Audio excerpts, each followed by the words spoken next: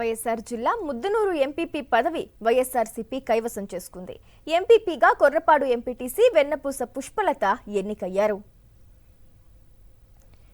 ఎంసానికి సంబంధించి పూర్తి డీటెయిల్స్ మా కరెస్పాండెంట్ శ్రీనివాస్ ఫోన్ లైన్ ద్వారా అందిస్తారు. శ్రీనివాస్, వైఎస్ఆర్ జిల్లా ముద్దనూరు ఎంపీపీ పదవిని వైఎస్ఆర్సీపీ అభ్యర్థి వెన్నపూస పుష్పలత కైవసం చేసుకున్నారు. ఎంసానికి సంబంధించి పూర్తి డీటెయిల్స్ శ్రీనివాస్.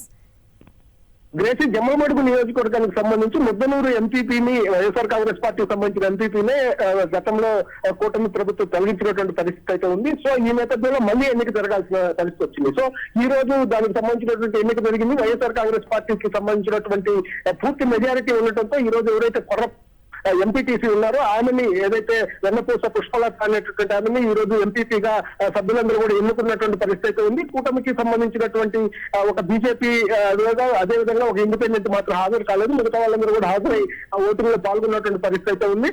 సో క్లియర్ గా వైఎస్ఆర్ కాంగ్రెస్ పార్టీకి సంబంధించినటువంటి అభ్యర్థులు పుష్పలతని ఎంపీపీగా ఎన్నుకున్నటువంటి పరిస్థితి ఉంది. ఇంకొక 10 నెలల కాలానికి ఎంపీపీగా ఆమె కొనసాగబోతున్నారు. ఎన్నిక జరిగే వరకు కూడా ఆమె ఎంపీపీగా ఉంటారు. వైఎస్ఆర్ కాంగ్రెస్ పార్టీకి సంబంధించిన సభ్యుల్ని ప్రలోభాలకు గురి చేయాలని చెప్పి ప్రయత్నం అయితే చేశారు.